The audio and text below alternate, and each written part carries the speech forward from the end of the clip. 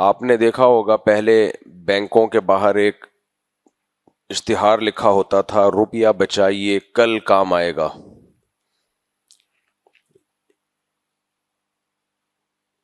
آج بچاؤ گے تو کل کام آئے گا. تو بینکوں کا مقصد یہ ہوتا ہے کہ آپ وہ روپیہ ہمیں دے دیں، آپ کے کل کام آ جائے گا، ہمارے ابھی کام آ جائے گا.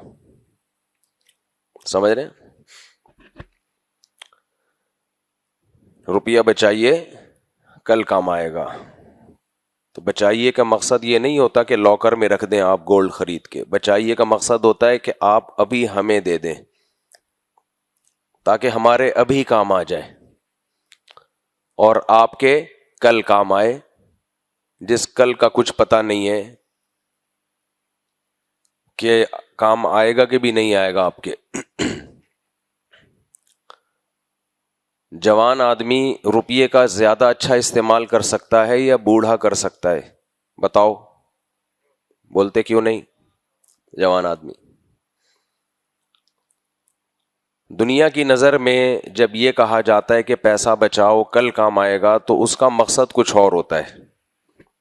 جب اللہ کہتا ہے بچاؤ کل کام آئے گا تو اللہ کا مطلب کچھ اور ہوتا ہے.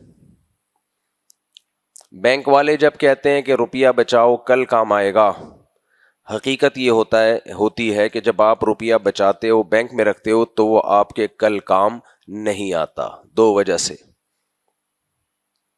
ایک تو اس لیے شرعی وجہ سے کہ آپ سودی بینک میں جب پیسہ رکھو گے تو کل کام تھوڑی آئے گا، وہ تو سانپ بن کے ڈسے گا آپ کو. دوسری وجہ یہ ہے کہ بینک جو سود دیتے ہیں آپ کو وہ اتنا تھوڑا ہوتا ہے کہ پیسہ ڈی ویلیو زیادہ ہو رہا ہے، پیسے کی ویلیو زیادہ تیزی سے گر رہی ہے. ہر چیز کی قیمت زیادہ اسپیڈ سے اوپر جا رہی ہوتی ہے. آپ سودی بینک یا اسلامک بینک میں بھی جو پروفٹ ہے، اگرچہ وہ پروفٹ حلال ہے مگر وہ پروفٹ کا ریشو اتنا تھوڑا ہے کہ بے وقوفی ضرور ہے بینک میں پیسہ رکھنا، چاہے اسلامک بینک ہو چاہے سودی بینک ہو. لوگ دو چیزوں کو خلط ملط کر دیتے ہیں. ابھی ایک کلپ ہماری نظر سے گزرا جس میں ایک صاحب کہہ رہے ہیں کہ جو اسلامک بینک ہیں کیا دنیا میں صرف ایک مفتی تقی عثمانی ہی رہ گئے ہیں جن کے فتوے کو فالو کیا جائے، دوسرے علماء نہیں ہیں؟ تو جواب دینے والا کہہ رہے ہاں یہ تو ایسے ہی انہوں نے بنا لیا، سود کو حلال کر دیا وغیرہ وغیرہ. ایک تو مسئلہ ہمارے ساتھ یہ ہے کہ ہر آدمی ہر ایک کی فیلڈ میں گھسا ہوا ہے، یہ بڑی پرابلم ہے.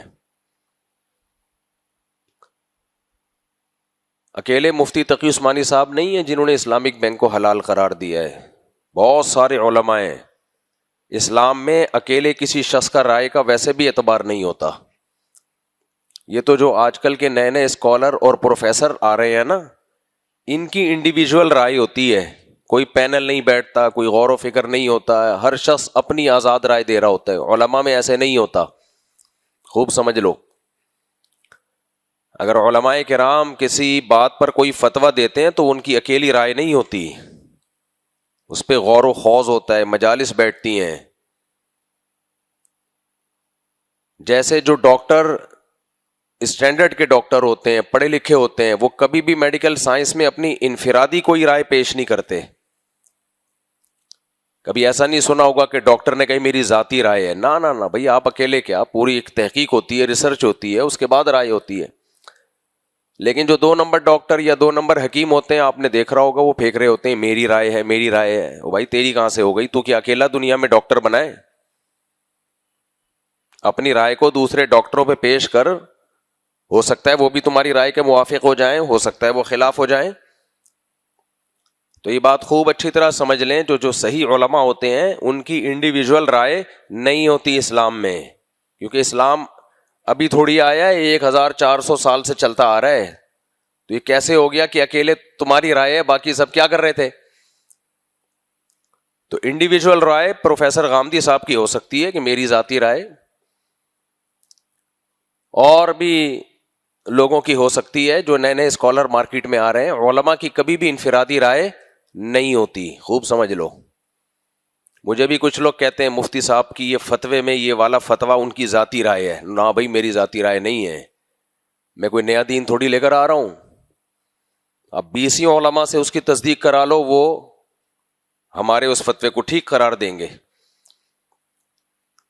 تو خوب سمجھ لیں, اسلام میں کسی کی کوئی ذاتی رائے بولو نہیں ہوتی کہ یہ آج اس پر قرآن نازل ہوا ہے, یہ الگ سے کچھ ایکسپلین کرے گا. تو تفردات ہوتے ہیں علماء کے, وہ بہت بڑے بڑے محقق ہوتے ہیں, لیکن ان کا تفرد بھی دیکھنے میں تفرد لگ رہا ہوتا ہے, حقیقت میں وہ تفرد نہیں ہوتا. اس سے پہلے کچھ لوگ اس پہ رائے قائم کر چکے ہوتے ہیں, اور دلائل کی دنیا میں اس تفرد کو غلط قرار دیا جاتا ہے.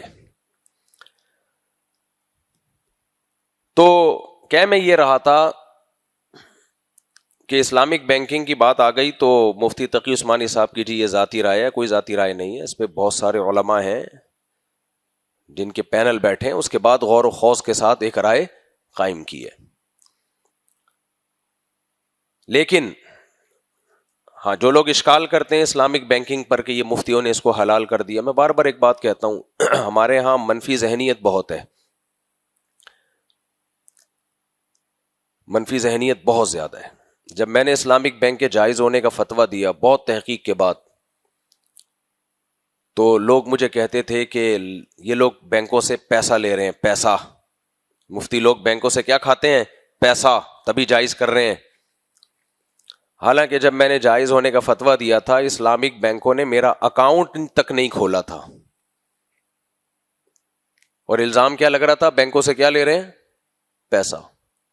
ہمارے فتووں کی بیس پہ لوگ بینکوں میں اکاؤنٹ کھول رہے تھے, اسلامک بینکوں میں, اور بینک میرا اکاؤنٹ نہیں کھول کے دے رہا تھا, پھر بھی ہم اس کو جائز قرار دے رہے تھے.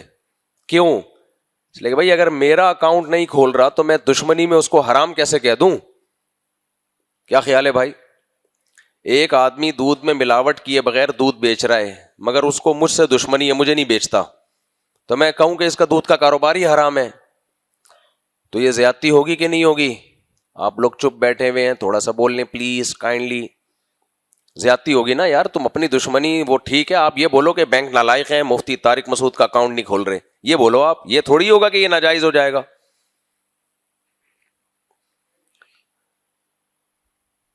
تو اس لیے اسلامک بینک کو ہم نے اس وقت تحقیق کے بعد جائز قرار دیا جبکہ بینک ہمارا اکاؤنٹ کھول ہی نہیں رہا تھا. یہ بالکل ایسا ہی ہے جیسے درباری سرکاری لوگ ہمیں کہتے ہیں نا, سرکار سے پیسے لیتے ہیں. سرکار سے نہ صرف یہ کہ ہمیں پیسے نہیں مل رہے, الٹا نقصانات ہو رہے ہیں سرکار سے ہمیں. پھر بھی سرکار کا کوئی صحیح کام ہوگا اس کو صحیح کہہ دیتے ہیں, غلط کام کو غلط کہہ دیتے ہیں. تو ہر ایک میں یہ ظرف نہیں ہوتا, ان کو سمجھ میں نہیں آتا کہ ایسا کیسے ہو سکتا ہے. تو اب یہ ایک سوال پیدا ہوتا ہے, اسلامک بینک میرا اکاؤنٹ کیوں نہیں کھول رہے تھے؟ سوال پیدا ہوتا ہے کہ نہیں ہوتا؟ وہ اس لیے نہیں کھول رہے تھے کہ وہ دور تھا جب بڑی لڑائیاں چل رہی تھیں طالبان کی, ٹی ٹی پی کی, جو پاکستانی طالبان کی سوات میں بڑی لڑائیاں چل رہی تھیں نا, آرمی کے ساتھ پھڈے ہوئے تھے. میرا حلیہ یہ ہے, میں اس حلیے میں جاتا تھا بینک میں, تو وہ مجھے سمجھتے تھے کہ یہ بھی کوئی دہشت گرد تنظیم سے اس کا تعلق ہے, ڈرتے تھے. میں کہتا تھا بھائی میں سیدھا سیدھا یہیں کا رہنے والا آدمی ہوں, پگڑی ٹوپی نہیں بھائی, آپ کا حلیہ گیٹ اپ خطرناک. اب یہ تو نہیں ہو سکتا کہ میں پینٹ شرٹ پہن کے چلا جاؤں ان کے پاس. تو اس خوف سے کھولتے ہی نہیں تھے اکاؤنٹ, یہ مسئلہ تھا.